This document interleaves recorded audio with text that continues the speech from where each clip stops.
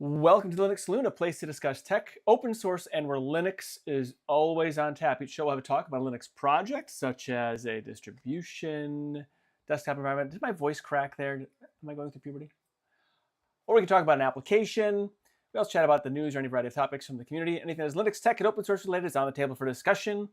I'm Nate, and with me today, I got an amazing group of beautiful people. I have Cruz, Eric, Colin, Jinda, Eris, Benji. Is that your name now, Benji?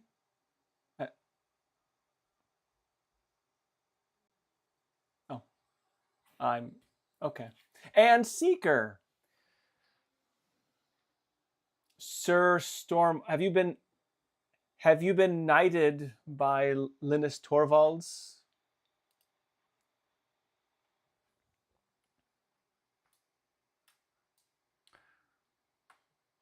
Mr. Well, whatever. It's either way, it's pretty cool.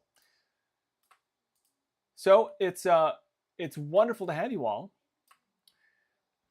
So be sure to do the Strawpoll if you have not yet done so. Check out the Strawpoll, and it's about like how you install your applications. What's your main source? Okay, I'm botching this up. Let me just look at what it actually says. So, where do you get the majority of the programs that you use in Linux? So it's an interesting Strawpoll for sure. That will help to kick off the conversation. But first, we're going to do open mic night. But first, we're doing Linux and tech. I had two wonderful things I think we're going to talk about before we get there. Jinda, you said something. You were trying something. Can't remember what it was now. I started writing it down, but then Colin said something too, and then I got my wires crossed. And so I didn't. That's all right. I like my wires crossed. It works out well.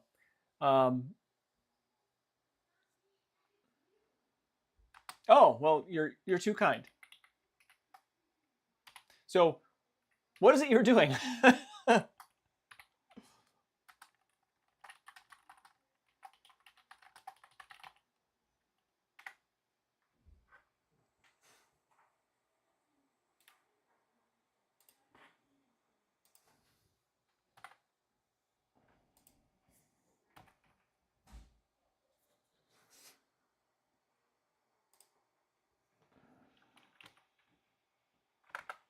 I do. This is indeed true. Because of you, actually.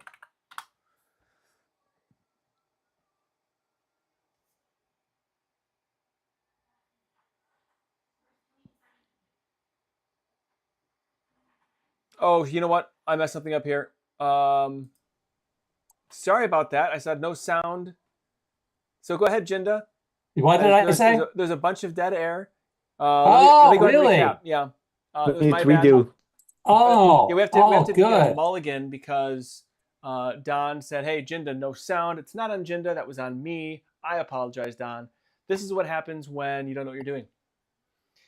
Well, so, muting me, I can understand. I'm okay with that. That's all right. I wonder if it's working now. Hopefully, it is working now. We should be good now. Well, I keep seeing. All right. Hopefully, it's working. All right. So yeah, I played with a program called Podman. It says Jinda has no sound still. Oh, is that still the case? It shouldn't be. Okay, he's audible now. Yay! He's working now. Thank you, yes, Ninja. There's a delay. 12. Yeah. All right. So okay. So let me re-segue that. You were playing with something pretty awesome. You got it started because you got me involved with Box Buddy using using DistroBox, kind of a front end to DistroBox. Now you've got something called Podman Desktop, which is also a front end to DistroBox, or what is this? Yeah, it's a front end for DistroBox, but it's also a front end for Kubernetes and a number of their other features that are way beyond me. So the interesting part is I did use it. I did set up, a standard ISO like you do in Box Buddy program. I did Linux Mint, which worked fine. And then I wanted to get involved in Kubernetes, which guess what? I didn't even know what Kubernetes was. So it's a fun word, isn't it though? Yes, it is. It's a blast. And so I went to a guy called Network Chuck. I hope everybody here has heard of Network Chuck. If you have not, he is amazing and he is great. And he explained Network Chuck in a matter of fact that even I could understand it. Which was awesome. And then I got to learn about Kubernetes. And then I went through this silly little program and played with it for a couple hours and realized I had no clue what I was doing. And I was hoping somebody here could understand and explain way more than I could ever do on my own. So I'm also, too, just getting into the Kubernetes business. Okay. But I don't know what I'm doing yet. So neither do I. I will know more on Monday, because I'm taking I'll be digging into that a lot heavier. But I think this Network Chuck, who Brian, who joins us from time to time, he used to recommend Network Chuck to me, but I haven't seen his explains Kubernetes video. If you got a link to that, that'd be pretty cool. I'd like to put that in the show notes so I can review that later. Yeah, it was very interesting. What he did was he said that he sells coffee. And basically he said, okay, we're going to set up this Podman desktop to host our web server. Okay, so now we're selling more and more coffee. So we have to duplicate it. So we duplicate it. Now we have 2 websites that are hosting our coffee that you can go to. And then he goes, well, to manage this and make this work easier, you can use the program called Kubernetes. It's like the control top, or I guess in mechanical terms, maybe like a switch and a router kind of thing. Okay. That's what Kubernetes is capable of doing, which I understood. And I think everyone else kind of understands what I said, because it's kind of simplistic, but that's basically what it was. And this program helps you set it up. And I was really, really intrigued by that and very lost very quickly about the power of this program, how much power this thing really has. This thing is a big can of worms that I was very confused with. But hey, you got to start somewhere, right? I'm not going to sit around not trying to learn something. Right. And I think that's part of the fun of this whole enterprise here, is to take on something new that you have no idea what you're doing with it, and then figure out a use for it, or you find a solution for a problem that hasn't presented itself yet, or something like that. You know what? Exactly. I have no idea. I don't need Kubernetes to sit here and go on this podcast and watch stupid YouTube videos. I need that like I need a hole in the head. But once again, I tried running it. Now, if you wanted to host your own video distribution platform, that's where Kubernetes might be more valuable. Yeah, you're right. Exactly. I'm just interested, Jinda, because this happens to me. How did you come across this? Because this happens to me for no reason. You just start playing. You find something, you play around with it. Was there a reason, or you just come across it somewhere? I was playing with Box Buddy, okay, and I think everybody's familiar with it. To be able to make another Linux distro in your Linux distro very easily. So I said, hey, is there anything else like this Box Buddy program? Because it's so awesome. So you know what I mean? Because there can't be one, right? There's not one MP3 player there. You know what I mean? So I said, hey, is there another one?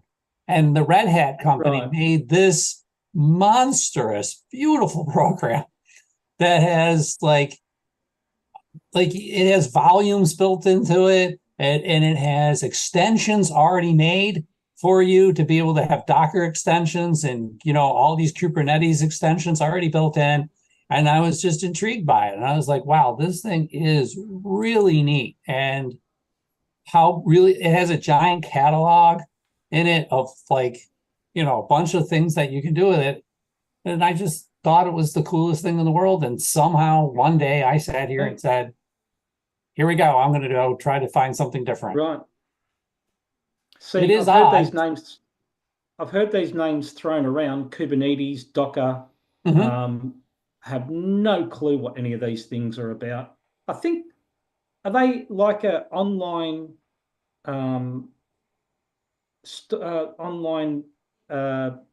website for running a distro or something? Or I don't know what they are. In Box Buddy, if you download Box Buddy and go and download the program, you can be able to instantaneously create in a terminal a container containing, like, say, Linux Mint, Linux Ubuntu, or a bunch of different choices of Linux right in the terminal, and you can go right into NeoFetch, type in NeoFetch, and it'll come up with Fedora. And you're running, say, in Ubuntu, and you can make a very quick, easily accessible other distro and use the commands in it and run it and install all kinds of software in it that's containerized, that you can delete, take away. And I mean, within 10 minutes, you can download this stuff and have it running. I don't even think it would take you that long. So what's neat about this is, instead of having a complete virtual machine for running specific bespoke programs that run on a particular distribution, you can run DistroBox, which allows you to, in a container, which would still utilize some of your core resources like kernel and basic kernel functions. I'm not exactly sure what else besides kernel functions, but it allows you to run this container of like Fedora. Like for me, it would be like Fedora, Ubuntu, Debian, whatever. And let's say there's an application that just doesn't run well on OpenSUSE, or on Tumbleweed, I should say, and I need to get this program to run well. Or maybe it's like some community packages. I don't really want them intermingling with my operating system. Right. So I build it in a container, and then with DistroBox and maybe a Podman desktop. I don't know. I haven't played with it yet.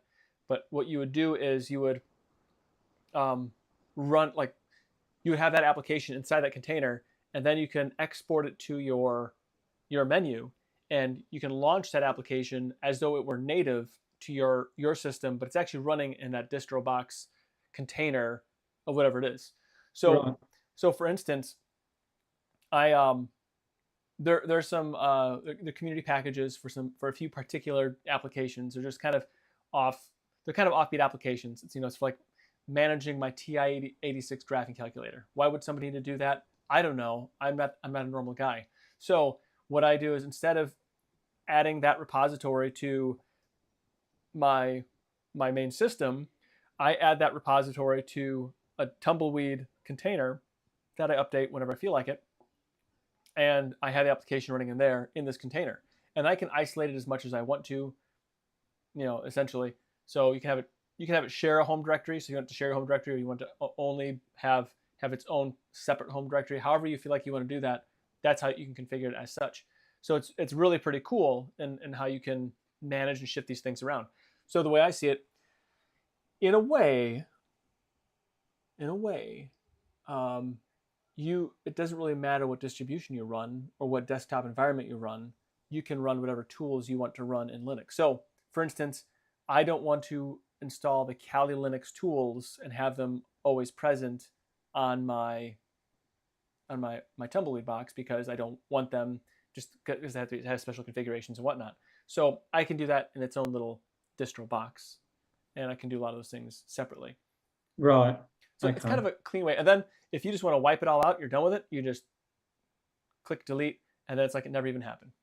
So it's a really cool way to do some neat things. It's a bit like a command line Flatpak, It sounds like it's like a Flatpak, but not sort of installed from Flatpak, but from Flatpaks another are they're containerized. So I mean, and you can kind of think of it that way. So you can build individual components, so it's its own container, and then get these containers to communicate together, or you can build a monolithic container and have multiple components within it.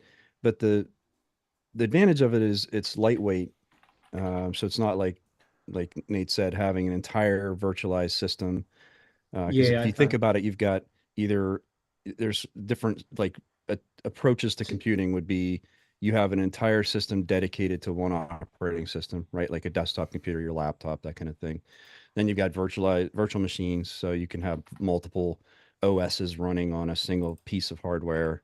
And then you have containerization, which would be Docker and Podman and stuff like that. And then you're right, Flatpak and different ways like that. Yeah. And what that does is it abstracts that processor, that running that environment, the server process, whatever it is you're doing. Because I mean, a lot of web servers will be running a container, or like Mike Chilson said, they use Docker containers to ship applications that he develops. So software deployment. So development is one thing, because you can develop against this this container, and if something happens, you can literally destroy it and recreate a new one within seconds. So it's just a very repeatable, ephemeral sort of process.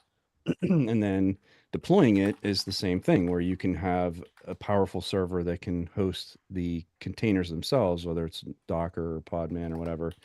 And you have this thing that you've created, and you can very easily, in a very portable way, take it from where you're developing it and deploy it out to a server that's public facing, because it's this, this container that is, able to be So, easily transported. so Kubernetes and Docker are servers that you run these Kubernetes things is an from. orchestration tool. So Kubernetes makes it Right. so that you can orchestrate and deploy, or create and deploy containers. Docker and Podman are the underlying container engines. So Podman is sort of this piece of software is a Red Hat creation. Yeah, This the Podman desktop.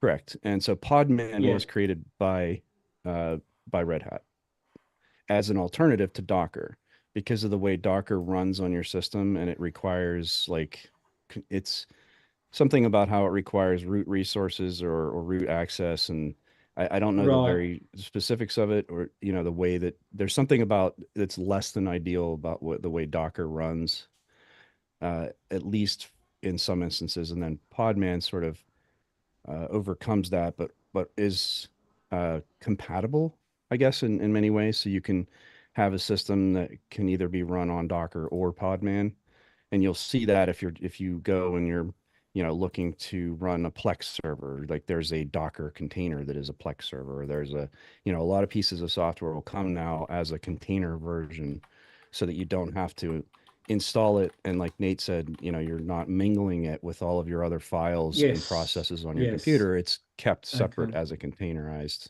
thing. So I have used DistroBox before in I think I'm going to say it was one of those those distros that they bring out now, that what are they called? immutable. Yeah. Immutable distros, that's the one.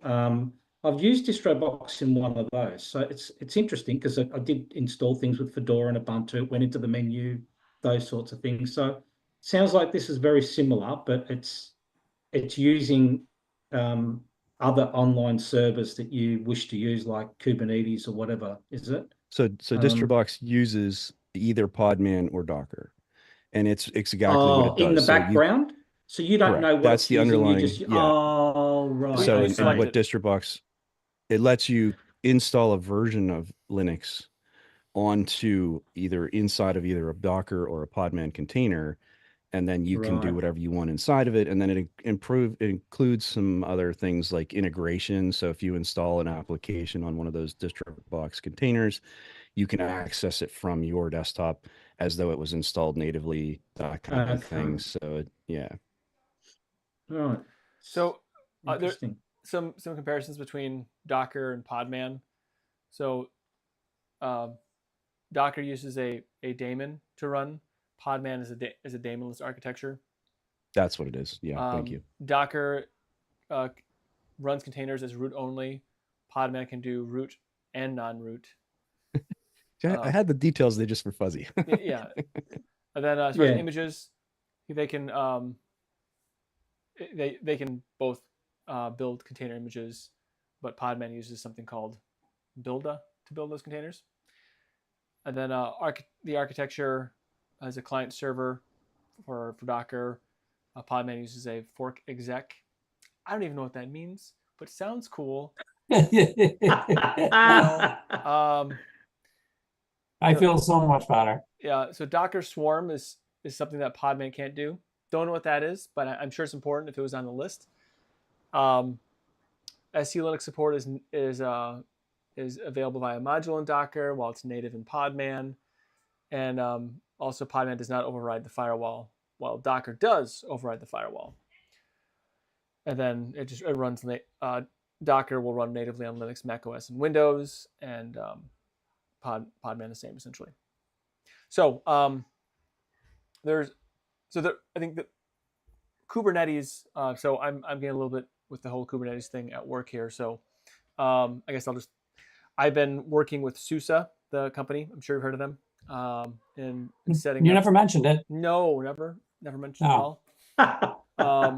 No. I've been working with SUSE on setting up to replace VMware in our Michigan plant. We're using SUSE Harvester, which is it's a virtualization platform that essentially is built on top of Kubernetes. And what's neat about this, so it does load balancing and everything else between the hardware pieces. And I'll talk more about this in the future. But so underneath it all is just a Kubernetes system for orchestrating the virtual machines and the containers and everything else between the different the 3 different hosts. Yeah, the computational nodes. And then you can add things as workers or managers and whatnot, and you can scale this thing out. So the neat thing about Kubernetes is it allows you to scale. So if let's say for whatever reason they decide to double the size of the plant, we need to have more run new virtual machines for different functions or bits or whatever it is, then you can very easily scale things out with Kubernetes and run all these different services as needed. So that's kind of how that works. It's pretty cool. I'm just getting into it right now, and already like the way I would set up a virtual machine of, let's say, like Ubuntu or Tumbleweed is very different, because you actually build a compose file and say these are the things that I want it to have, and they have things that kind of help you with that process. It's not like you're just without any guides or whatever, but it helps you build things too. So like if you need a user that has, you can actually put your public key into and everything, so that you can, as soon as you build the container, it has all the permissions, everything set.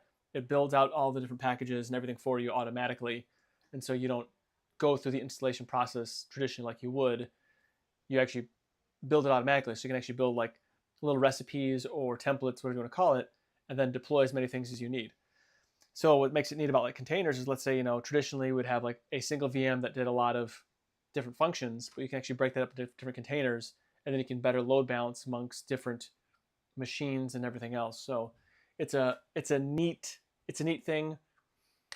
Stuff I would probably never do here, but because I have a job that requires it now, it's something I'm learning and doing kind of on the fly, and it's been kind of fun working with SUSE. I think he's a SUSE engineer or not, but he has a home lab and he does all this stuff. Like he's contracted by SUSE, or he's hired, whatever. He works on Harvester, works with Harvester to train people like myself who don't know, that particular system and how to deploy, these cool things. So yeah, it's pretty neat. And so having something like Box Buddy, or what is it called, Podman Desktop, is another way of doing it's kind of like a gateway to these other more complicated and actually fun things to play with if you want to get into it. But yeah, Anna Rita says too complicated for me to use it. So I get it. I got an itchy nose, and it's like got a big nose that's itchy. It's very, very good to do that on camera. But yeah, it is. I guess it's kind of complicated. But if you want to experiment and play with things without messing up your core system, it actually takes away part of the I would say the benefits of running Tumbleweed in many ways, because I would have the latest, greatest, and run whatever software I want. But realistically, at this point, I could just choose an Ubuntu LTS, run a Tumbleweed container that has the different bits that I want, and then that's how I could play. Essentially, I could play the exact same way, and there's no risk of messing up my core system, because I can just blow away the container if that software doesn't work the way I want it to, or whatever. An experiment doesn't work, I just blow it away. It's obviously different. It's different for like hardware drivers and such. But anyway, yeah, it's really cool stuff. And if you play around with it a little bit, and you'd be like, oh my gosh, this makes this so much easier. And then theoretically, you can also move that container to another host as well. But I've never done that before. Has anyone done that before? Like move containers? Like Jinda, have you like moved containers around between hosts? I actually did try to open up VirtualBox to see if I could stick that container into VirtualBox. Uh, And I didn't do very well. I don't remember what I did wrong or what was going on at the time, or let's say I didn't achieve that goal, but I am going to try that again. That is one of the things that I wanted to try. Now, I think it sounds good what you're talking about, and I think from a user's perspective, which is pretty much what I am, I think I don't think I would need to use something like that. You do definitely, Nate. You need the resources for what you're doing, but I think Flatpak, or if you're using Ubuntu snaps, I think they would cover just about everything you would need these days. Instead of having to go to another, like using a container to install something from Fedora or something from somewhere else. I don't think you really need to do that as a user. I think there's a lot of applications now which have been Flatpak that probably cover most of your use cases as a standard user, wouldn't you think? Well, but it depends. Yeah, if you can get the software on a Snap or Flatpak, yeah, for sure. But let's say you want to set up a container that or let's say you want to run something that is not available as a Snap or a Flatpak. Now you have the option. You can build a Flatpak, a Snap, or you can just build a distro box, Podman, I don't know, container, and then run it in there, and just the same. Or if you want to build like your own orchestration of software, then you have it in a container, and should be easily deployed to another machine. Although I've not done that before, so I think it's something to kind of play around with. I think not this week, maybe another week. So yeah, and I think too. Sorry, I was going to say I think too. So containerization, so Flatpak and Snap, those are ways of having software installed on a desktop operating system without, and well, I guess Snap on a server as well, but it's a way to have those installed without them commingling the files with the underlying operating system. So that promotes sort of a more stable environment. And the reason you're even seeing Podman or Docker being talked about on a desktop perspective, because it's really more for like server processes necessarily, that's kind of what it was built for, is because of something like you mentioned, immutable or atomic distributions, where that core system is fixed and you really can't do anything on there, install new software. You can use Flatpaks, but if there isn't a Flatpak, or if there's some other type of configuration, that's where they've started to employ DistroBox and stuff like that, because you can. Good point. So that's kind of where you're starting to see that come in. And also the same people that are creating the atomic or the immutable distros are the same people who do, this is the technology they know, the containers, cloud-based technologies, DevOps, that kind of stuff is like the world they live in. And that's why you're starting to see that change in Linux as well, because they're using all of these tools. And when they look at putting a distribution together, the traditional method of a repository with, packages that you're installing and cramming everything into the same file system, like that's just not how they think about technology. Everything is sort of a piece, in a little container, and like you're putting these things together and orchestrating them. And I think that's why you're starting to see more of that kind of atomic approach, which I think is going to be interesting once they kind of figure, because right now DistroBox, it does work. You can do a lot with it, but there are definitely limitations and some things that you just can't get around. So anyway, I think it'll be interesting once it matures a little more. And also, I think like to your point, Eric, about the immutable distributions, this is a way of deploying software, like en masse to systems that are immutable. So I don't think, I thought about this a lot, and I don't know that like immutable will ever be right for me personally, because the way I like to tinker with like the core bits, but that may change. Maybe easier to tinker with and maintain your configurations and whatnot. But let's say if you have a fleet of systems and you're not using Windows, so you're using something else, the immutable is a great way to deploy the same image to whole fleet of systems. And that actually, I would prefer that. I wouldn't want it, thinking about it, I would probably rather have that as my method of deployment, because then I can control the images, which, exactly what's going on those machines. So like, you could build, if you have the ability to do this, build the images yourself, how you need them to go, and then deploy those to whatever, client, endpoint unit that is going to be utilized by, in a corporate environment. That would actually work out really well. So, yeah. It's fun and it's weird, I think. It's a little strange. So, do you have anything else on that, Jinda, you wanted to share? Any other excitement? Isn't that enough? Oh, I don't know. Maybe. Any comments on that? I don't know, Eris, are you playing with DistroBox or anything like that on your desktop? Not currently. No, but you have. That time we did the Bugs Bunny thing. Oh, okay, yep. That was a good time. I'm still using it. Like I just haven't stopped using it since. Neither have I. Yeah. Anytime I want to install something, that's the first place I do it and see if I like it. Yep. Or I can kill it and don't care.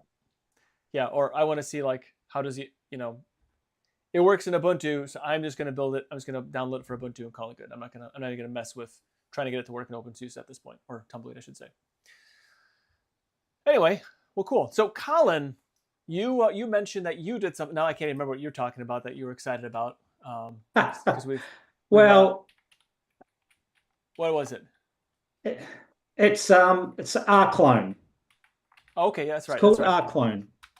Now, having said what I said before, and I'm thinking about if I was on a distro that didn't have the AUR, then I think there was a .deb package or something for it as well. I can't remember. I did watch a video of some guy. But RClone, there's a bit of an issue with GNOME online accounts with a lot of distros at the moment because they've changed to GTK4 and libed Wader. So online accounts are not working. They weren't working in Cinnamon. Maybe they are on Linux Mint because they probably sort that out before they release their distro.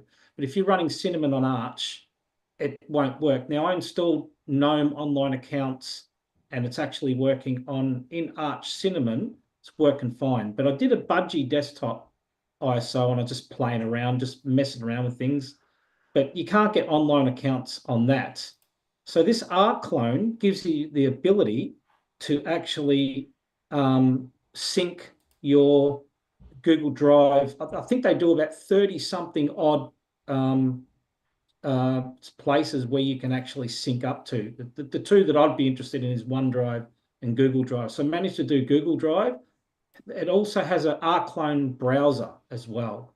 So that helps you get things connected. So it's a front end, which works quite nicely. So I managed to be successful in getting that running. And I was quite surprised how sort of simple it was because I'd watched his video and wrote down all my little notes here so I could follow along, and that worked pretty well. It's just an old envelope. Just grabbed the closest bit of paper I could find, but I sort of followed that and it worked out all right. So it's good to know there is an alternative to GNOME online accounts. And if anyone's struggling with that, that might be a great alternative for some people out there. So, yeah. Well, look at this now. RClone. Yeah. Oh, I lost my browser. I'm not going to mess with that one. Now, how did you stumble upon this? Like, what brought you to it? I think I was doing a search for getting GNOME online accounts working. Okay. Now, I was a bit dumbfounded why it was working in Cinnamon on Arch, but not working on Budgie. I installed it. It come up in the menu, but and it opened the GTK box and click on Google Drive, and then you click on sign in, but that was it. It wouldn't do nothing else. So there's obviously a problem with the GTK matching of boxes, and that box wouldn't open. I think that's what it is. I don't know. I'm not a developer, but it looked like it wanted to open, but it didn't open. It just disappeared on when you go to sign in. So there was definitely an issue there for that.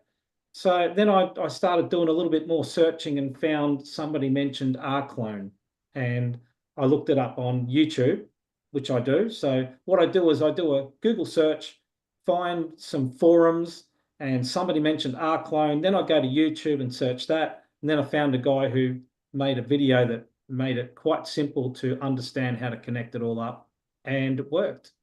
So I was quite surprised. Well, I think what's interesting that I already see is they have Backblaze integration as well. So, and I think it was Eric. I think you talked about using Backblaze for. Was it you that talked about Backblaze? Yeah.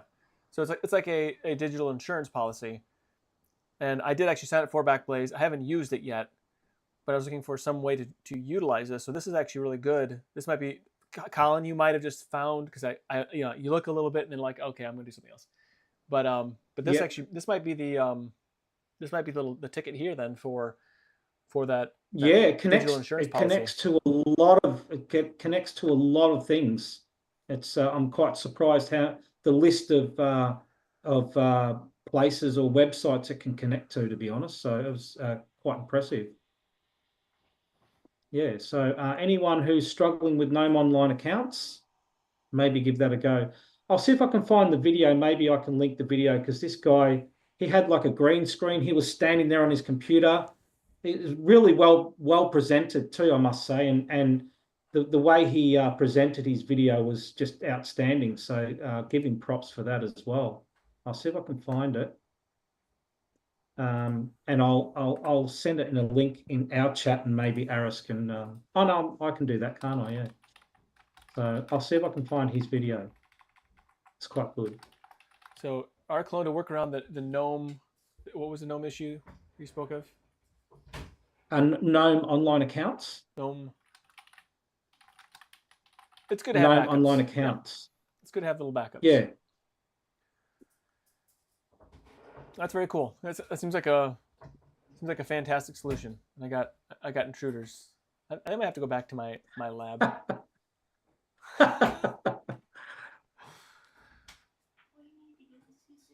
Yeah, but I was quite impressed with the way this thing works. So yeah, well, that's very see cool. if I can find this guy. Yeah, if you find it, throw it in the show notes. I think yeah, well, yeah, that'd be great. And then I will include that, as I've been pretty decent about doing lately. Not great, not perfect, but decent. So all right, well, great. A lot of good information here, man. We could stop the show right now and I'd be happy, because of all the stuff I got to learn. But I'm not going to. I'm just saying, if it just like conked out here, I think I've got like already a full plate of things to dig into, post show. So, but before we go post show, we got a long ways to go. Jinda, you did. I think this ties in great to your Strawpoll that you did. I don't know if you guys worked this out behind, like without me knowing, but like where do you get the majority of the programs that you use in Linux? And so I know, Aris, if you want to. I guess I maybe just stepped on you already. I apologize. Yeah, it seems this poll struck a nerve, and breaks the record for the most poll votes of all the other previous polls. And the question was, where do you get the majority of the programs that you use in Linux? The number one answer with 58% was from the official distro repos, followed by 32% from FlatHub, 4% from unofficial third-party repos, 2% from RPM, dev, or equivalent packages that you download or install yourself from a third party. 1% said already pre-installed programs with the distro.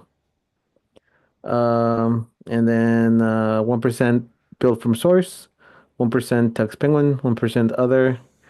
Nobody voted for app images, nobody voted for Snap, and no votes from GitHub or other equivalent source code binary repo. There were no replies to this poll.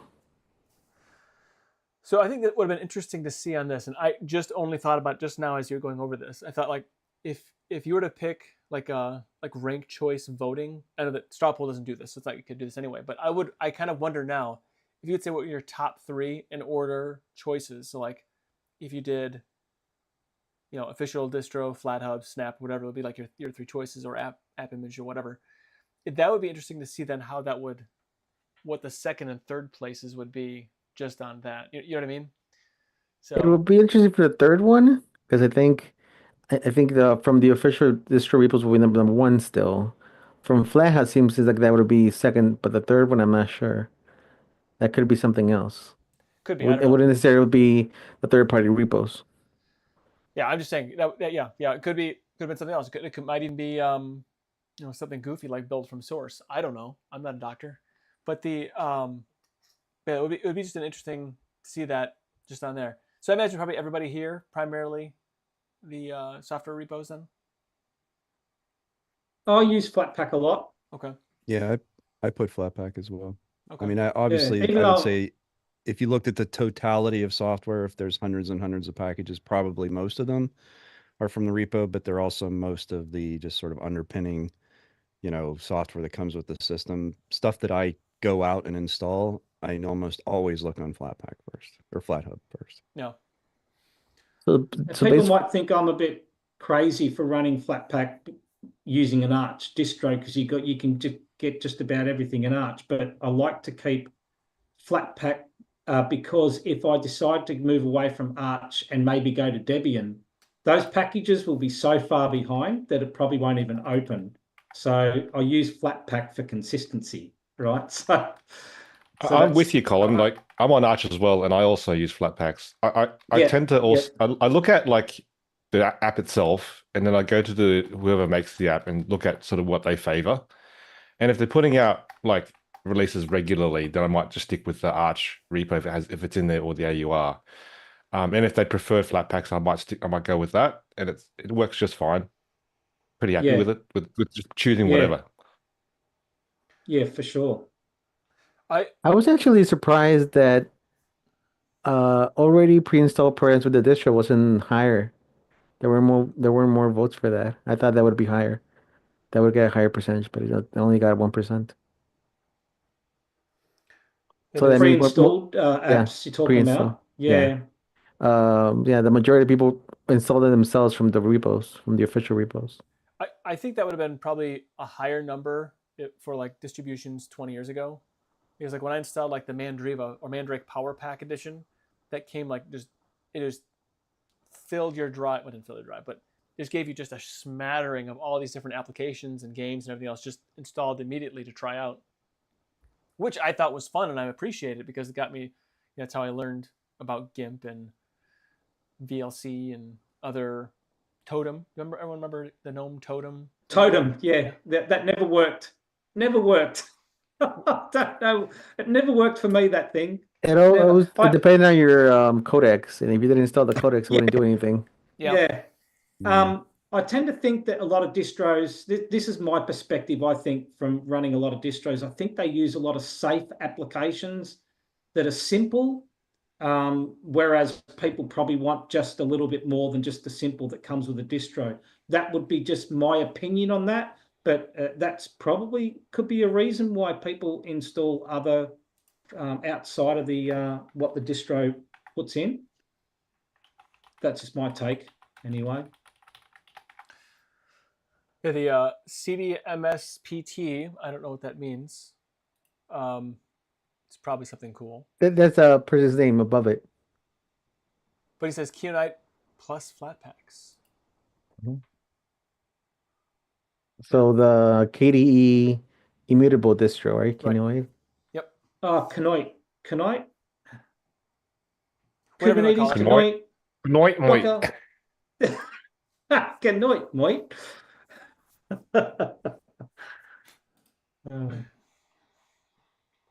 Yeah, because I think Flatpak is my second source, and I would say probably between Snap images is probably tied because there's some things that's only available as an app image, and some things are only available as a Snap, or I like the Snap better. But yeah, that's probably where I'm at right now. So yeah. Yeah, I don't really want to have Snap and Flatpaks installed both on one system. I prefer just to have the one, to be honest, but I've never really had to worry about having both anyway. But Flatpak, I don't know. I just Flatpak just appealed to me for some reason. And Snap you have to install on other systems as the same as Flatpak, but Flatpak don't. I just find it easier to use than Snap. Oh no, I probably haven't given Snap a really good go, to be honest. I think because Flatpak is more universally native, I think I tend to, I'll tend to go for the Flatpak before a Snap. But if the Flatpak has got some weirdness to it, like I noticed with a lot of Flatpaks, the theming doesn't fit, but in Snaps it works a lot better for me. Don't know why. It seems like that shouldn't be the thing, but I'll do that. So like the Bitwarden, I use the Snap over the Flatpak because the Flatpak would give me like a white menu bar and it would just annoy me. Right. Okay. Yeah. I've experienced that before. Yeah. But if I went with the Snap respected my settings, my dark mode settings. So then app images also tend to respect the those settings as well. But I think it's a Flatpak per flat. It's a Flatpak by Flatpak, so not all of them have the same problem. So like some of them, I wouldn't know if it was I had to check if it's a Flatpak or if it's a native application. So because I just can't tell, but some of it's pretty obvious. So I think it's just how they're built. You use Plasma, don't you? Yeah. I do. Yes. Yeah. Okay. It used to be the case that Snap had way more like first-party developers updating the apps like themselves, like they would distribute the apps. But now FlatHub overtook that, and you get way more like VLC is from VLC, I think, and FlatHub, and you get Firefox and all these other applications directly from the developers themselves. It's not a third party making them. So they're the verified ones? Yeah, the verified ones. Yeah, verified ones, yeah. And it used to be the case the Snap was much bigger type of distribution, but now I think FlatHub overtook it by a lot now versus Snap. That's probably the case. I wonder. It seemed like Snaps were easier to build than Flatpak, but I haven't built either. But just when I was going through like the documentation, it seemed like the Snap documentation was easier to do than Flatpak. But again, I haven't done it, so I wouldn't know. I think a lot of people's gripe with Snap is they have these what do you call loopback devices. So when you look at when you want to look at a list of what devices are installed, you get this big massive one. I think you can remove it with a certain command, but I think people get annoyed with that as well. Whereas I don't think Flatpak does that. Yeah, Flatpak doesn't do that. I'm pretty sure. Yeah. Well, I got a lot of Snaps on here. And I'm curious. Ooh, I got a lot more Flatpak than Snaps.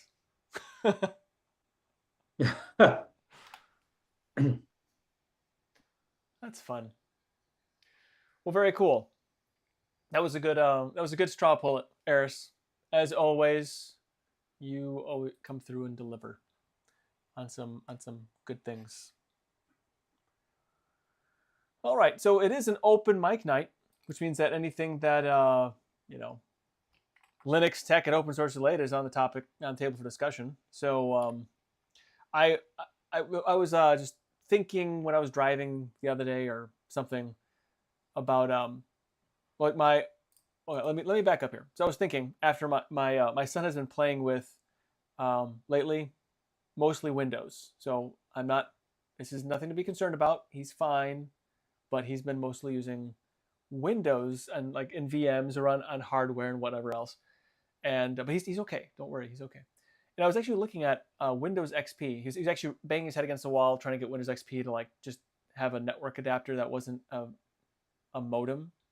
And he was I was looking at the presentation of Windows XP, and I jokingly called it Fisher Price Windows, and then I thought to myself, there's something actually kind of fun about when you look at Windows XP. It's the colors are bright.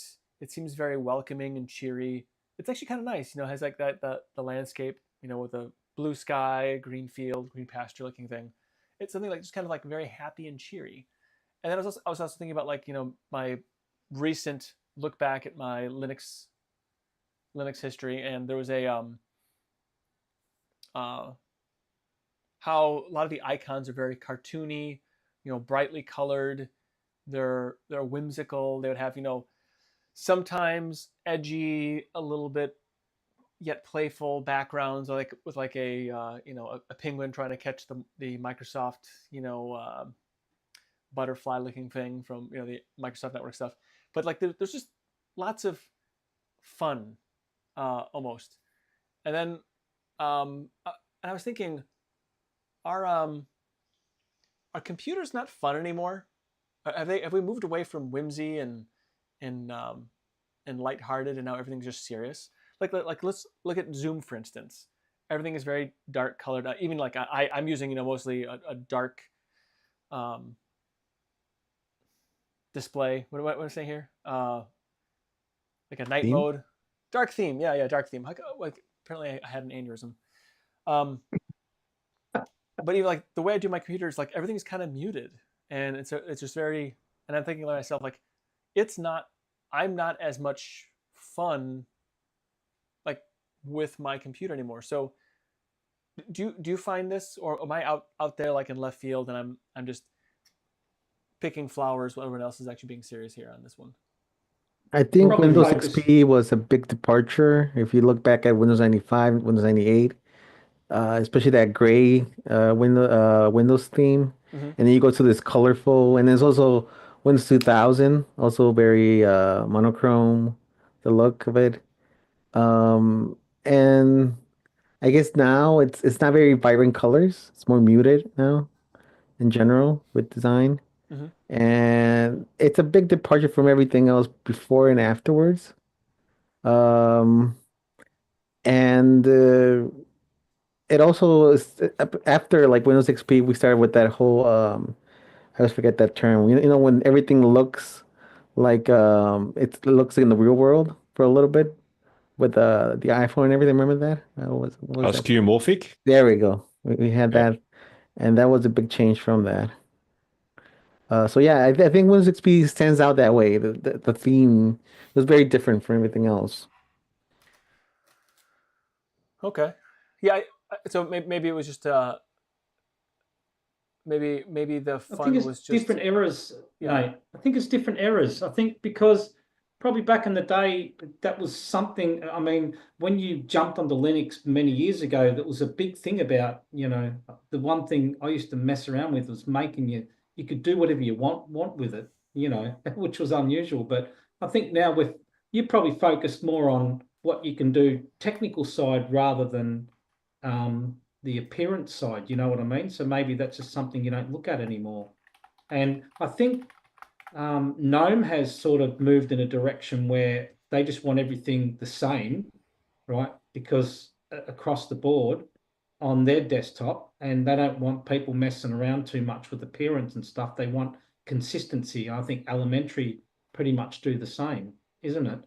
So you still got your desktops like XFCE, Cinnamon, you can change things, but maybe that'll change as well, depending which way they move towards libadwaita or move away from it. But how long can they stand off from the GTK4 and all these changes? I don't understand it all, but I just have a basic idea of how it works. But I do know that everyone complains about the move that Gnome's made to libadwaita, and you can't change anything, or distros have trouble actually making their own appearance using libadwaita. I don't understand it. I'm not a developer. I just sort of heard people talk about it. So I did want to give a little bit. Yeah, I agree. I think that's probably why you see like Papua doing their own thing and whatnot.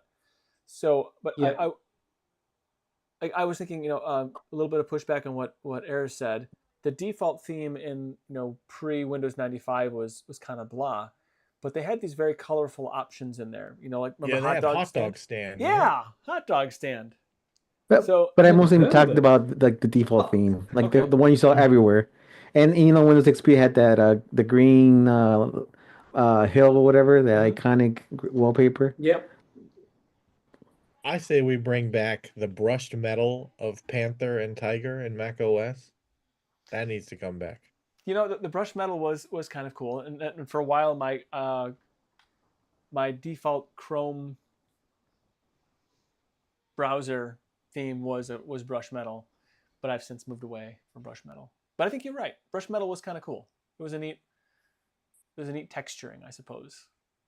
Do you think, Nate, what you're referring to is something lacking in professionalism and now something being actually professional? I think it could be. It could be. Is it maybe the professionalism, because computers didn't have to come off as professional because there's more enthusiast based, and now there's an expectation of a certain level of professionalism. I think it's our own personal experience, like growing up, and like you enter more of a corpo professional adult world, and then you start to long for the days where everything was whimsical and could just be wacky, and all that. And back then, I mean, even as like a teenager, I saw the Luna theme on XP, and I was like, "You kidding me?" Because like I was some edgy teenager. I want to be cool and adult, man. I'm serious, and like. Now looking back, I'm like, why would I change this from the blue and green? This is awesome. Everything sucks outside of this, Well, thanks for making me hate myself for being old. There's anything I can do, Vince, it's make you hate yourself. Let's face it. A lot of there's, if Linux wants people to come over to Linux, they don't really want people tinkering with the system that can break it. That's probably where we're at. And they want things to be consistent across the board. And if they want to get more users coming into Linux, they don't really want people messing around with themes and whatever, because then it just makes Linux look unprofessional and drives people away, even though that they were the problem, right? So maybe that's where we're getting to with Linux. That's definitely where Gnome is anyway, for sure, isn't it? No one can mess around with the system. You just use it. And I see that as a strength and a weakness. The strength is from a sysadmin where you're concerned about user endpoints. I do not want to deal with somebody goofing off and changing a bunch of stuff in the system. But as someone who wants to enjoy using my computer and have fun with it, I look at that as, boring, and makes me think of that the Macintosh commercial from 1984. Remember that one? Someone here's got to remember that one. You're old enough for the first Think Different, where you had all the everyone was being like a drone in a theater. Some of the George Orwell one. Yeah. That was a great one. That's probably one of my favorite computer commercials of all time. You'll find out why 1984 won't be like 1984. Yeah. This talk reminds me of like when you had an account in the forum, and you can have your signature there, and people put all types of things in the signature, like a joke or something, like a picture or something, and then you contrast that with like an email signature, and some people say thank you, some people say regards, best regards, and I know it's supposed to be more formal, but it's so dry, and like it doesn't say anything about the person. Yeah. Warm regards. Super duper regards. Just go nutty with it. Peace out. Something like that. Anyway, I just thought that was kind of something to think about. I think computers should be fun, but I also see they should be professional. I know that for a while that like do you remember on Biddle how we talked about how the desktop should get out of the way and let you do your work? We were very, very big on that for a while. I think that was kind of like the buzz thing. And we don't talk about that anymore. Does the desktop get out of your way? I mean, it should, but it's almost like a given at this point. Maybe it's too far out of the way. Maybe it should get in your way and be like, hey, look, I'm here. Let's have fun. Isn't that the point of AI? Is that it's going to kind of do the things for you on your desktop? I feel like with AI, your desktop is going to be more involved than it was before.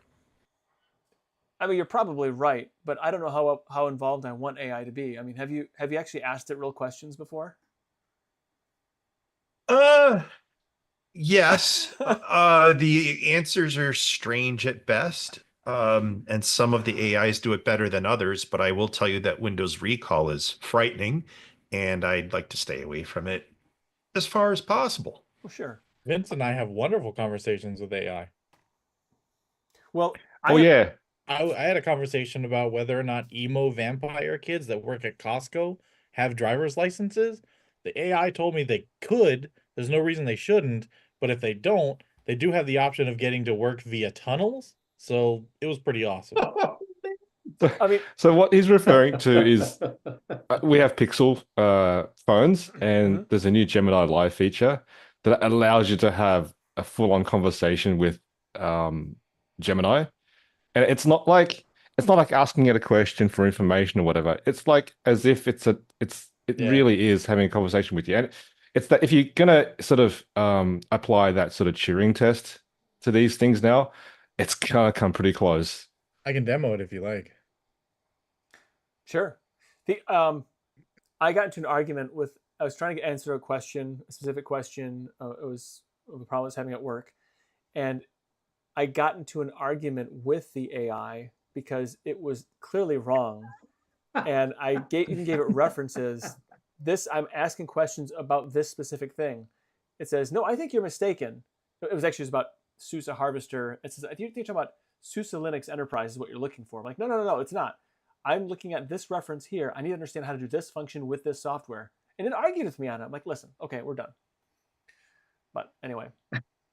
So let's give this a try. Are we ready for a live demo? All right. Nothing ever goes wrong in live demos. I can't think of a time when it ever has. Ask Bill Gates. Hi, I'm Gemini. We're about to go live where you can explore complex topics or ideas just by talking. But before we get started... let me skip this real quick. All right. Let's start chatting whenever you're ready. So I'm hanging out with a bunch of friends who really like Linux. What should I tell them to do tonight? Since they're into Linux, maybe they'd enjoy a tech-themed activity. You could suggest checking out an open source project together, or maybe finding a cool tech talk online they could watch and discuss. Or give me a random open source project for them to check out.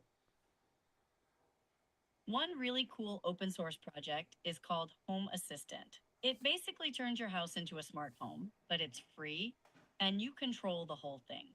You could check out the website and see if it'd be a fun project to dive into together. That software sucks. Can you give me another one? How about this? Have you heard of Apache OpenOffice? It's like a free version of Microsoft Office. Yeah, but worse. Why would I use it over Microsoft Office? Okay, how about this? You could check out a project called Blender. It's a really powerful tool for creating 3D animations, models, and even video games. And the best part is, it's completely free and open source. But I heard the developer smells like onions. Right, maybe something a little less creative and more practical. Looking into something like Mozilla Firefox. So yeah, that's a demo of it. Yeah. I mean, that's pretty cool. And you can just have a whole conversation, and it's. I was fine with it until you slammed Home Assistant. I was trying to provoke it, and it does a really good job at avoiding me when I'm provoking it. Oh, I heard it. It started. I detected a little bit of snippiness. That was pretty good, though. Sometimes it's like, okay, maybe we should move to something else. You know, it's like trying to steer you away from the dark side. Yeah, but the speech was perfect. I couldn't tell that was a machine. Right. Yeah, it was. It was kind of precise sounding. Yeah, but it was very good. So there are other voices that you can choose as well. Millie, you're demanding sound to a be little more fed, natural than that one. Can you have it be like Darth Vader's voice, since that's been released now? Would that be? That would be cool, but it doesn't appear so. Unfortunately, I can't stay on for very long because I just finished recording an episode of Sudo Show, and I thought I'd stop by and say hello quickly. But my dog here, Millie, is insisting that she be fed. Otherwise, I will be eaten before the show is released. So I just wanted to say a quick hello to the Linux Saloon community at large. Love hanging out with you guys when I can, but I got to go feed the dog. Well, so what was the last studio show about? so we can, you know. So it's gonna be about ranking and stacking open source hypervisors. So we went through like the desktop grade ones in the first episode, and then in this episode we did the enterprise ones like the XCPNGs, the SUSE harvesters, some of the other ones that are out and about. So I've got my lab on the other side that I'm in the process of upgrading, and that there's going to be some neat things that hopefully we're going to try to live stream me having to install one or more different kinds of systems. Right now they're all running XCPNG. It works, and we're actually deploying it work to manage Home Assistant instances for our business and residential customers. Well, that's pretty cool. Yeah. So no more crapping on Home Assistant. And as much as Nate and I bicker on Linux out loud, sometimes when it comes to Home Assistant, he and I are like this. It's the only thing we agree on. Yeah, it's the only thing we agree on. But good to see you guys. Be well, stay well, and hopefully I'll be able to jump in again soon. See you, Bill. Hey, Bill, thanks for stopping by. It's nice to see Have your a face. good one, Bill. Yeah, no problem. Take care. Stay out of trouble. Bye, puppy. He won't stay out of trouble. Oh boy. That is pretty cool. I do use Copilot and also local AI, and they're all, I mean they're useful. I don't know how exactly. I mean, they're definitely not as useful as I think that I think people want to make them out to be, but I think that they're definitely useful. The first recommendation was pretty good, and then the second one, I'm like, that is terrible. Apache Open Office. It did say random, by the way. Yeah. Just so you know, like it wasn't. I didn't say give me the best. I did say give me a random list. But it's interesting because you know how LibreOffice has that problem that Apache Open Office still exists, and like a lot of people still link to OpenOffice, and it makes sense why it would link to Apache Open Office just because of all the what is that called, like a search engine optimization for that term instead of LibreOffice. Right. Also, I think it makes more sense for people. I mean, there's other Open Media Vault, OpenSUSE, Open Office, Open BSD. Is it Open BSD? I don't know. But I'd also like to point out that you can interact with it with my earbuds on, so I can absolutely look like I'm just talking to myself. Or you're as if like a phone call wasn't bad enough. Like you're just having a conversation with someone who's not even there. Yeah. So standard Thursday, I guess, but yeah. You just need one of those little like sticks that go from like the ear towards your mouth, and then somebody will think you're on a phone call, and that's fine. Yeah. Right. Just wear like a call center headset, and everyone will think it's all right. Or just like even one of those little Bluetooth like things that people used to wear all the time. I won't use the term on Linux Saloon what my friends and I would call those, but but it's a tag that you don't want to have on you. Yeah, the problem is you look like you're talking to yourselves, but we already have a word for people who talk to themselves. It's called the homeless. I know homed people that do that, so yeah, well, it was fun. Well, thank you, Adam. Thanks for being here. Yeah, Vince. It's nice to have another Aussie on here. What did I do? What did I do? Sorry? You just came here. That's all. Oh, I'm sorry. No, it's appreciated. We have to have representation from the Southern Hemisphere. Otherwise, we're we don't meet our quotas. All right. So Eric, you put something on your on the list here, and so number one, I'm glad that you are you have not been swept away by any giant flooding of water. I am also happy about that. I'm also glad to see your curtains survived, so that's good. They did. And just imagine a world where they hadn't. I know it'd been a terrible world. How's your roof? We lost a few shingles, so when I got home, the driveway, there were maybe 3 or 4 shingles just sort of laying around. and it just seems like one edge. So that, I mean, there's enough houses and other obstructions around us, and we're pretty low to the ground. So I think maybe just all but the strongest gusts, just couldn't quite find their way to us. And like none of the screens on the lanai or anything like that got pushed out. So yeah, and most of the damage in the area would have been taller buildings and taller trees. So that's what you saw most of, most of the impact was that. And yeah, we got very lucky. No doubt. Fantastic. I'm glad you're good. I see the lights are on. Yeah. Obviously you have internet, and it didn't conk out at 8 o'clock, so maybe it's doing better now. Yeah, no, I'm it was enough. 3 storms in a row was as much as I could handle. I've it was nice to get away. We made a little bit of a mini vacation out of the evacuation. That's a stressful vacation, which was fun. Let's go vacation. It is. We may not come back to a home. Yeah. It was kind of, we did extend it a few days too because the power was out for about 4 days. So, yeah, it was not fun from that perspective, but fun to just get away as a family and do some things. So, kind of make lemonade, so they say. Right.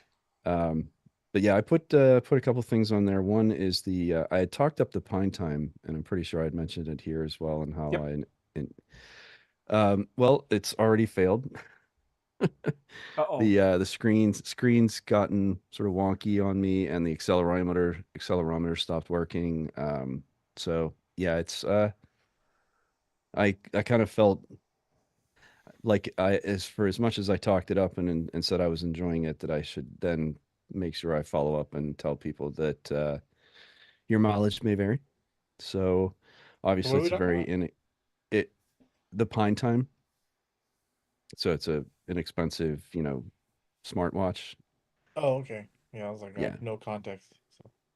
Yeah. So I had purchased one I've never had a smartwatch, never really wanted one. And then I really just wanted something that was going to give me notifications on my wrist, because I tend to miss my phone notifications in my pocket for some reason. I don't have the ringer on, and I don't feel the vibrations sometimes. And my wife gets mad because it's been hours and she's like, are you ignoring me? Like, no. So having it on my wrist, and so that part of it was good. And it's kind of worked most of the time. The biggest problem, like I mentioned, was needing to rely on a third-party application that was kind of a jack of all trades. Like, it's built for multiple devices. And so it's kind of like not a dedicated piece of software for the watch. And it's not really like compared to something you'd get with like an actual smartwatch. It's not even like in the same ballpark. It's more or less just enables certain very low level functions, but nothing beyond that, and isn't necessarily very reliable from what I saw in the time I used it. So that was sort of one of the things I didn't like to begin with, but the hardware itself seemed good. But yeah, the screen's kind of failing, and like I said, the accelerometer, which also then feeds into the step counting and some of that stuff. And so, it was $25, but then with shipping, it was $40. So it's kind of like, there are smartwatches that are not like Wear OS or iOS or Watch OS watches that are maybe just a little bit more than that actually do have, good apps and would be a much more complete experience. And now I kind of wish I would have just done something like that. But like I said, I really just wanted to mention the fact that the hardware, at least in my case, and I know in one other person's case, did not last very long. Like literally, we're talking. How much was weeks. The watch? The watch itself was $25. So obviously you're not gonna. Wow. Okay. Yeah, you're not gonna expect like high end, right? Well, yeah. I guess I expected closer to 100, but wow. Yeah. Okay. Exactly. So it's a basic, very, very basic watch. It has very basic capabilities. So that's kind of why it's so expensive, is it's just kind of very limited in what it does. No speaker, no microphone, no, like it's really just a very simple device. But that would have been fine if it had continued to function, longer than, a few weeks. So How long did it last? Maybe 3 weeks. Wow. Oh, that's a little bit short. Yeah, Man, you could have got like a sweet Casio for that money. That would have lasted well, you like 10 there's years. actually Decades. so Tozo's a brand that makes I have a bunch of their earbuds and stuff, and they make a smartwatch that has it's not Wear OS, but it's sort of a a simpler operating system, but they have it for $50 right now, and it's a much more complete system and has Right. many more sensors, stuff like that, GPS and like all this stuff. And then So what's if you the step selling up, point of the PineTime? Is it $25? Is that the selling point? the selling time for me was to just experiment to see if I liked having I a mean, in watch. general, like Yeah, what is that- their well, what is their yeah, USP, right? Like what's their I think that was pretty well. So that really, you can buy it in two configurations. One is sealed, like the one I bought, which then gives it an IP rating so that it's waterproof and blah blah blah. But then I think the majority of people that buy it, you can buy it so that it's open and actually connect to it, and then program for it. So it's a developer platform, and I think that's okay. probably what most people would be getting it for. For me, like I said, it was more or less just to determine whether I actually wanted to have a smartwatch or not, or whether it was worth the hassle. And so I figured out that I do want one, but obviously this one isn't going to be the one because it doesn't work. Yeah. And Do you think I don't even feel like it's worth getting a replacement of it, to be quite honest. They might take it back. Like I wonder if it was a. I mean, by time it took almost 3 weeks to get here from China in the first place. And I just feel like, honestly, for that little amount of money, like I just don't even feel like hassling, dealing with it. So I'm just gonna move on and find something else, whether I get something that's a little more high end, like a Pixel or Galaxy or something like that, or if I kind of find something in the middle. I don't know. I haven't figured that out yet, but I just know that I did enjoy having that kind of functionality, on my wrist, and really I like having the heart rate monitor, the oxygen sensor, like all of that sort of biometric data. For me personally, because of not being in the greatest of health, like it's helpful to know if something's happening and to be able to keep track of those types of things. So I think just from that standpoint, it's worth having. There's a ton of functionality in modern smartwatches, and like in my own, like I maybe use a quarter of it, maybe a third. I the use fitness like stuff, the I'm never sensors gonna, and all that are tracking things. I use it for like tracking steps and fitness things, which I'm not a fit guy, but it's helpful to know. Yeah. I, track my menstrual cycle with it. All this kind of absolutely. stuff. So. Yep. So the PineTime, it has an IP67 rating, meaning it can handle up to 1 meter of water, and it's fully dust proof, supposedly. So maybe. Yeah, I never got it wet. I never dropped it. I never bumped it. I never did anything to it. It led a very gentle life. And it still died in 3 weeks. And it died anyway. Yeah. So I don't know what happened. Mine supposedly could be a dive computer, but I can't swim, so I'll never tell you. You overused it, Eric. What's that? Well, no, I did use it. I mean, I wore it. I overused it. What Yeah. I was only supposed to wear it 2 or 3 hours a day, apparently. Yeah. Silly me. The other reason I wanted to try watch and not a wristwatch. I'm not cool enough for a pocket watch. I'm sorry. None of us are. Yeah, I'm not. You have to have the right coat enough for it, so you can pull it out and look at it. True. Yes, if my watch is going to be on a chain, my wallet's probably going to have to be on a chain too, and I don't need that. That's just too much. We have to wear Jenkos if we can do that. So the chain, yeah. So anyway, just a word to the wise: if you were thinking about a PineTime, you may not want to, just because your mileage may vary. Right. PineTime's not a fine time.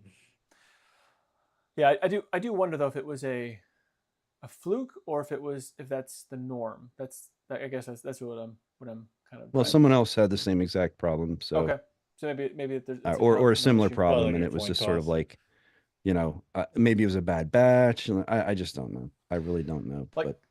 Now because you talked bad about it, this is just a total flaw in my personality, because not you talk bad about it, but because you spoke of your shortcomings with it. Now I want to buy it because I want to see if I have the same experience. That's so your non-endorsement If is you kind could of an find endorsement. If you could find a do? domestic somewhere to buy it, in the US, so you didn't have to pay the shipping, then then it's almost like an afterthought to just, buy it for that price. But, if you have to buy it from China and then pay the shipping to get here, then it just doesn't seem like it's worth it. Well, if to Nate's me. gonna buy it because it didn't work out for you, like, Nate, this M3 Max MacBook just doesn't work. I think you should probably get one to see if it's gonna work for you. Well, that's a much harder sell because of how abusive Apple is to right to repair. But That's true. They are to consumers, but they do make a slick product. I can't deny that. Like it's. I'm just trying to bait you into buying something. That's all good. Oh, okay. I just like that you're trying to bait me. The other thing I want to mention was, if anyone has an interest in a standalone mail client on their Android device, Thunderbird just released a beta version of their client. And I had been using K9 for a long time, and they purchased K9, and I thought I kept expecting K9 to get updated and be something different, and it never quite got there. And then I saw earlier today, Leo had actually mentioned about using the Thunderbird app, and I went and saw that, oh yeah, there is a separate app, so I got it instead. And it doesn't seem to be like that much different from K9, other than the UI is a little nicer. And but I use it for 2 or 3 different email accounts that I don't want to have going through Gmail or something else like that. So seems to work pretty well so far, and I'm just happy to see that Thunderbird's actually moving forward. Their desktop client has gotten a lot of attention, and now their Android client as well. Is K9 Mail like deprecated in favor of Thunderbird? Is that what's going on now, or is it the same? I don't know. That's a good question. Yeah, I believe so. Okay. Probably once they took over. I think they used K9 Mail and added their spin on it. I think. I'm not sure. So that's what I thought too. Well, they did kind of take over the project or buy it, or however that works, and maintainership, maybe let's call it that. And like I said, I have used K9 for a long time, and I just expected new features to get added and for it to just sort of become Thunderbird at some point. But what actually happened is they've released Thunderbird as a separate app entirely. Whether or not they're going to support K9 going forward, I mean, Thunderbird's in beta right now, and according to their blog post, it was supposed to be by the end of this month that it goes into general release. So it might happen. I believe they're asking K9 users to move to Thunderbird. I think that's what's happening there. I find, do you get notifications? I don't know if it's because I've got Outlook, because I've been using Outlook for my Hotmail, which is my main email, but Thunderbird's not bringing up notifications unless I open it. It's a bit weird. So I've only had it for today, so yeah, I haven't really. Oh, okay. All right. And I use it for my live mail and Yahoo and a couple other ones, but I don't get a lot of mail at those accounts. But I do whenever if I need 2-factor authentication and stuff. So I will be able to test that. I just haven't seen anything yet today. I wanted to point out that K9 Mail was last updated on June 10th. Yeah, my guess is they're not going to want to support both. So they'll probably at some point just say K9's, done. So. Yeah. But anyway, just thought I'd mention it because, like I said, I mean, I have just started using it, but I mean, everything, the onboarding all worked properly, and it's, I mean, it seems as modern and clean and functional as any other, you know, Outlook or Gmail or any other modern mail app. So if given the alternative, given the choice, I would like to use something like Thunderbird.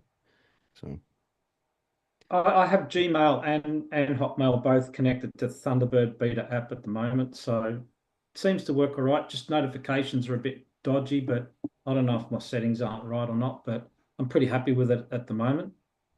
So it did ask me for authentic or for permission to send notifications, and then it does have a. Oh, did it? Yeah, it did. I So don't maybe remember. yeah, maybe it Maybe didn't I do didn't that for do you that. or something. Yeah. I don't know. I've been using K9 on the mobile app now probably for over a decade, probably 12 years. I've been using that. So Right. It's been a good runner for me. I have no complaints. I'm not sure what additional features I want, because it does group them into conversations, which is very nice. I would say I think it's a better mail aggregator than Outlook, because I use Outlook for work stuff, and I like how the K9 does the aggregation much better. So I can't say that I want for much. Maybe there's features I don't know that I want. I would guess that if you like K9, because I think what happened is they used K9 more or less as the base to build all the new stuff on top of. Okay. I could be wrong about that. That may just be components that they sort of pulled out, and that the Thunderbird client is a new code base altogether. But it seems like maybe they would use K9 and then just kind of modernize whatever aspects they'd need to. But yeah, I used K9 way back in the day because it was one of the only clients that could connect to an Exchange server. You know, way back when, before Outlook was a thing on a mobile device. You know. I need to go back to something here. Am I the only one who is horrified at the thought of having notifications for my emails? Because, like, if I did, I'd be constantly bombarded. Is that am I the only one here? No, you're not. You can do the. I have notifications because I have a lot of work stuff that I have to stay on top of, but no, I sometimes I get so many notifications I just ignore my phone, which is a problem too. So I don't have a balance on that one. So I think you're absolutely correct. Because I get triggered when I see people's photos online and of like screenshots of their phone, and their entire top bit is just filled with notifications. That makes me like physically sick. For some people, email is their task list. That's why I like the difference between the silent and active notifications on or chatty notifications, whatever you want to call it, on Android, where only the ones that you know that you deem worth, you know, getting a notification that bugs you will show in that top row, but then everything else at the bottom is secondary, and it's there. You can choose to, you know, act on it or not, and I love that about Android, by being able to just make anything silent that or just to disable notifications altogether if you want. But I mean, the way Android handles notifications is like absolutely perfect for me. It used to be awful, but I think they've done a really good job recently. But I agree with you. I don't have. Sorry, go ahead. Sorry. I was going to say, I think if you're expecting some important emails, I like to have the notifications on, because you can just, you can filter out the ones that you're looking for. But I close all my notifications and get rid of them.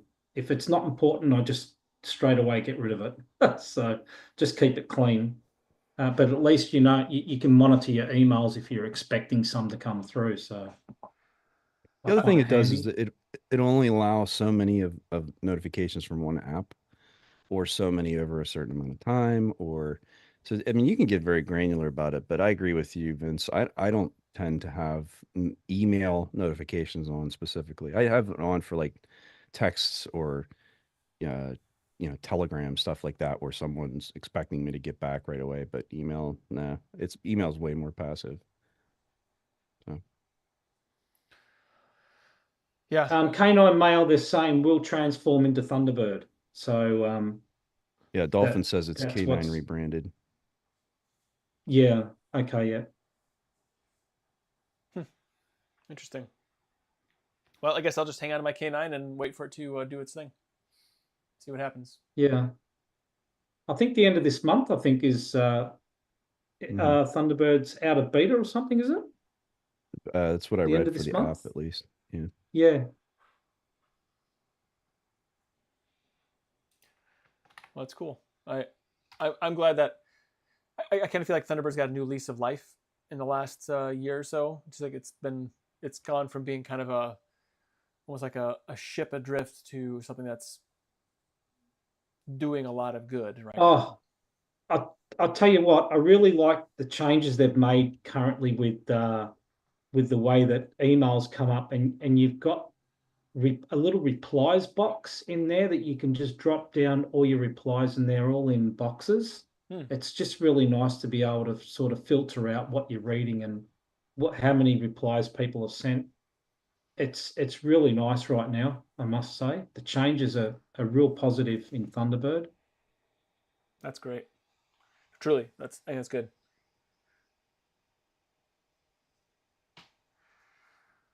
So, yeah, well, cool. Well, thanks, Eric, for sharing that, and I guess we'll be checking up on that. So, in the chat, Cyborg C. So I don't know if he's a cyborg that's more like Star Trek Borg or if he's more like RoboCop. I'm not sure which, but he did have an interesting comment that he put in the chat. So it was I don't know who David Revoy is, but he's someone who had a comment in about the problems with Wayland instead of X11 when it comes to graphic design and digital printing, and what can Wayland do to improve the graphic artist component. Has anybody seen any discussion about graphical arts with Wayland versus X11? No? Well, anyway, I thought it was interesting, so I did some searching at some point in time.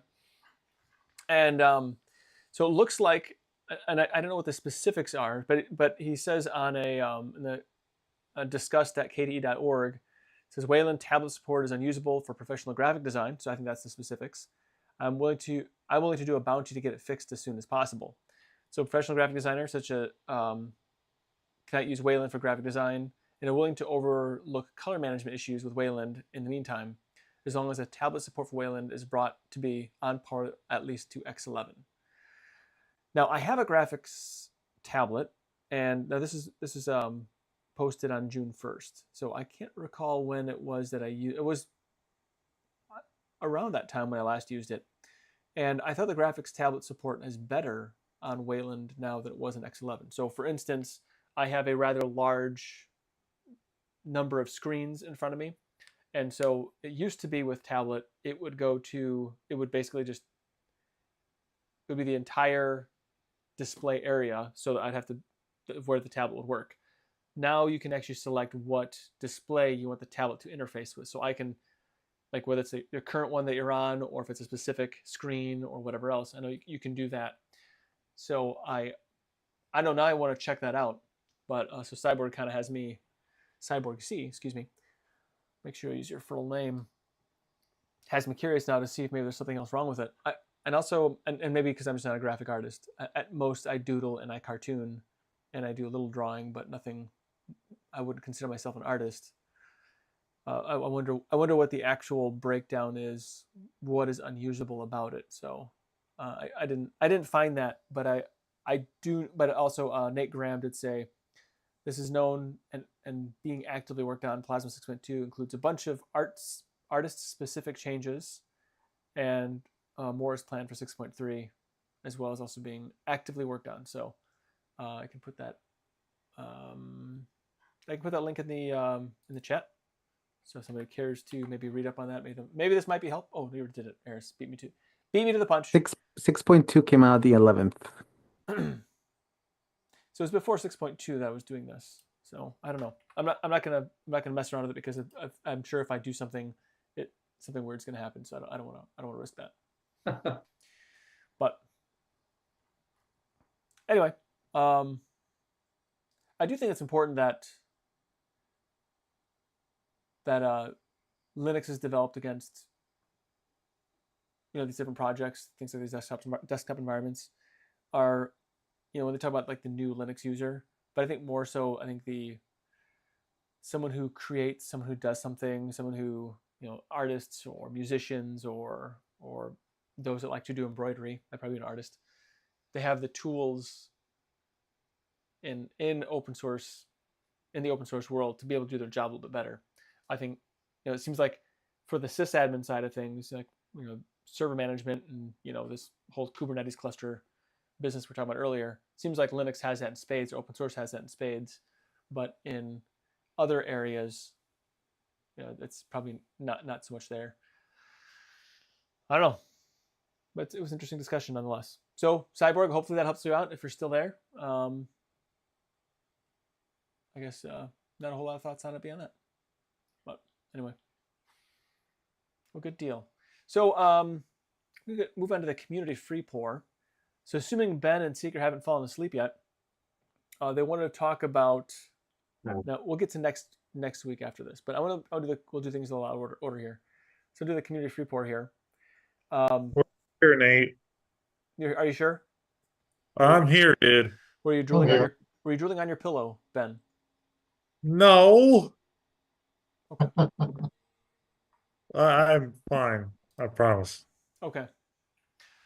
So you wanted to talk about some excitement going on here in the world of Storm OS. Yeah. Storm OS. I've heard of it. Yes, sir. Well, Ricky, Red, and I have been testing this thing to the limit. Like, I don't even know. And I know we had a rocky start tonight, but I redeemed myself earlier, as you know, because, we had a little, ISO Linux error that I had not seen in a long time. But it was mainly the fact that, for the past few weeks, I didn't notice this. But lucky for me, it was just a simple matter of an ISO update that, thank God, I don't know how, fixed it. And Red and I just tested it during the show, and it's fine. It all works. And you know what is even better, Nate? We ran Calamares, it went through the install, and all the packages that we just downloaded, for example, KDE libs, the whole etc., no issues, no nothing. The ISO is 100%. It's great. All works, all's fine. And I'm actually on it right now on this computer for the past 2 months, I want to say. Mm-hmm. And I've had no issues, nada. It's all good. Well, that's fantastic. Yes. And I think the reason I want to do the community free pour first, because I want to talk about potentially doing Storm OS, since we did talk about it about a month ago, as a a distro exploration. We get some feedback from the class, talk about what works well, what doesn't work well. Let's start with Mr. Vince here. What's wrong with Mr. Vince? I mean, Vince. All right, Vince, give us your perspective on the whole matter here, my friend. I guess, Vince, we're putting you on the spot here to see what you think about about doing an exploration. Computer, buddy. Adam's just going to say no because he says no about everything. Maybe Vince might have been drooling on his pillow too. Vince said he went to eat. Oh, okay. Oh, Vince Vince had to go. He had to go catch himself a fish. Yeah. Eric, okay, you're first since you spoke up. What's your verdict on the whole distro delve malarkey for this? Because I know you guys did it like 2 years ago and you didn't have a great time with it.